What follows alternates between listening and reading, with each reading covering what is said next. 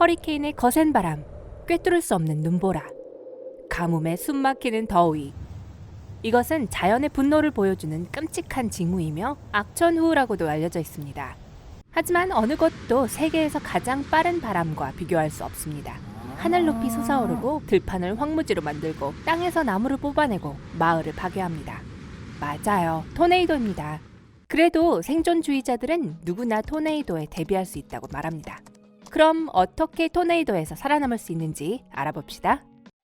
경험이 많은 기상학자, 생존주의자나 토네이도 추적자가 꼽는 첫 번째 가장 중요한 것은 토네이도에 대해 알아야 한다는 것입니다. 토네이도가 정확히 무엇인지에 대한 명확한 이해가 없다면 모든 조언과 팁도 소용이 없고 결국 아무런 도움도 되지 않습니다. 폭풍이나 비가 오지 않을 때도 토네이도가 나타날 수 있습니다. 아무런 예고도 없이 찾아오죠. 토네이도는 갑자기 빠르게 형성됩니다. 토네이도가 지나가는 길에 있는 모든 것을 파괴하기 시작하기까지는 불과 몇 분밖에 걸리지 않습니다. 보통 토네이도는 여름에 발생하는데 대지가 가열되고 대기의 상층부가 슈퍼셀 내유로 인해 발생하는 찬바람의 영향을 받을 때 발생합니다.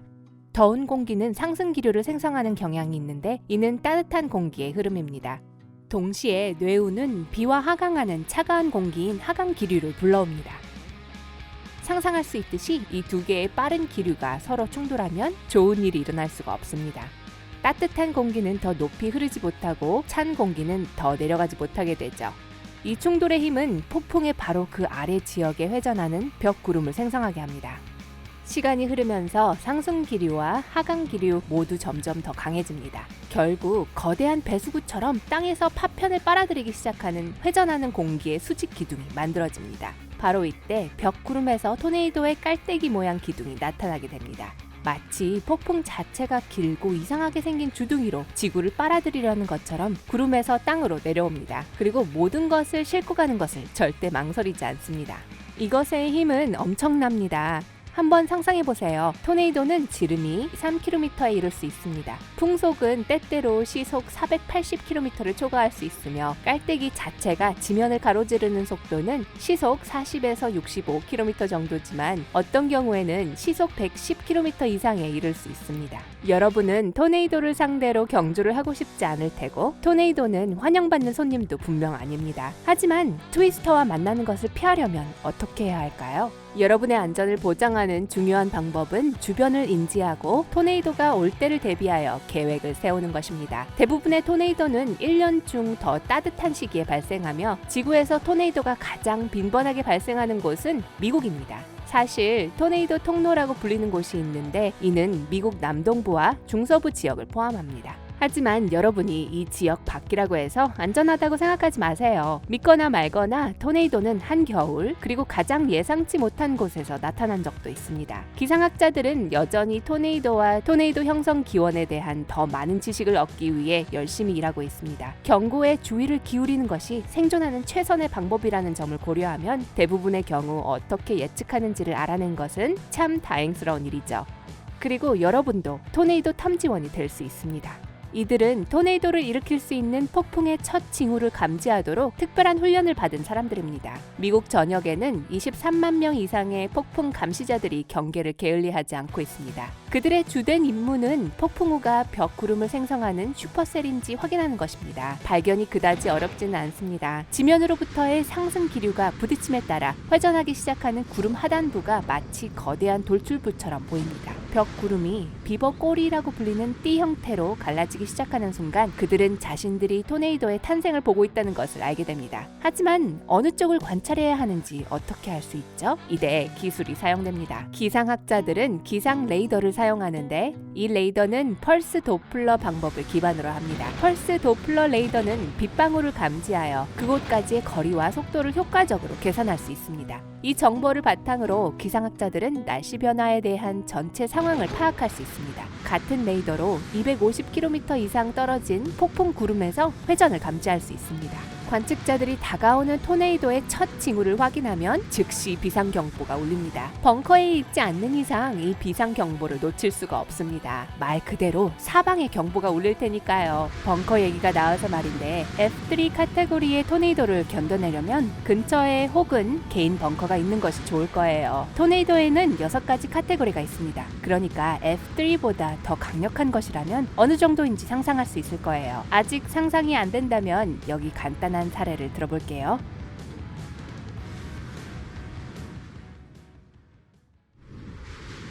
F0급 토네이도는 육지 용오름에 가깝고 그다지 큰 피해를 입히지 않습니다. 안전을 위해 창문에서 가장 가까운 나뭇가지를 다듬어서 창문이 깨지지 않도록 하면 됩니다. 집안에서 대피할 수 있습니다. 풍속이 시속 177km에 이르는 F1급 토네이도는 더 위험합니다. 여러분이 이동식 주택에 살지 않길 바랍니다. 만약 그렇다면 다른 숨을 곳을 찾아보세요. 이 정도의 토네이도는 쉽게 이동식 주택의 토대를 밀어낼 수 있습니다. F2 토네이도는 작은 나무들을 땅에서 뽑아낼 수 있습니다. 이동식 주택은 모두 파괴될 것입니다. 잘 지어진 주택의 지붕도 시속 250km로 부는 거센 바람에 일부 무너지게 될 거예요. F3 토네이도부터 진짜 문제가 시작됩니다. 풍속은 시속 330km에 이를 수 있습니다. 주택 상층부가 모두 위험하고 바람에 날아다니는 파편은 모두 살상 무기가 됩니다. 이런 토네이도는 차를 들어올리고 벽돌벽을 무너뜨릴 수 있습니다. F4와 F5 토네이도는 매우 드물지만 가장 위험합니다. 만약 이런 토네이도가 다가오고 있다면 근처의 벙커, 안전실 또는 지하 대피소를 찾는 것이 가장 좋습니다. 이 괴물 토네이도들은 말 그대로 건물을 땅에서 뽑아버리고 자동차를 90m 상공으로 날려버릴 수 있습니다. 다행히도 미국에는 토네이도와 폭풍으로부터의 대피를 위해 특별히 지어진 많은 대피소들이 있습니다. 그래서 개인용 대피소를 지을 필요는 없습니다. 하지만 만약을 대비해서 비상 물품을 준비하면 좋을 거예요. 생존 물품에서 가장 유용한 것은 우비, 신호탄, 라디오, 구급상자, 에어혼, 여분의 배터리가 있는 손전등, 기계식 캔 오프너, 1인당 최소 12리터의 물, 비상식량, 그리고 무전기입니다. 집에 이런 물건들을 항상 준비해두면 여러분은 항상 비상사태에 대비할 수 있게 될 거예요. 최악의 시나리오는 토네이도가 방심한 상태에 덮치는 것입니다. 차를 운전하고 있는데 갑자기 거대한 비구름에서 눈앞으로 회오리바람이 나타난다고 상상해보세요. 그럼 어떻게 하시겠어요? 가장 먼저 떠오르는 것은 가능한 한 빨리 반대 방향으로 도망치는 것입니다. 하지만 그건 잘못된 행동 선택입니다. 차 안에 있을 때 토네이도를 피하는 가장 좋은 방법은 토네이도가 행하는 방향을 파악한 후 그 방향에서 90도로 이동하는 것입니다. 만약 매우 가까이 있다면 자동차가 여러분을 보호할 거라고는 생각하지 마세요. 토네이도가 무서운 이유는 바람 때문만이 아닙니다. 그 주변을 회전하는 파편들입니다. 이것들은 순식간에 차를 손상시킬 수 있어요. 최대한 차에서 멀리 떨어지는 것이 최선입니다.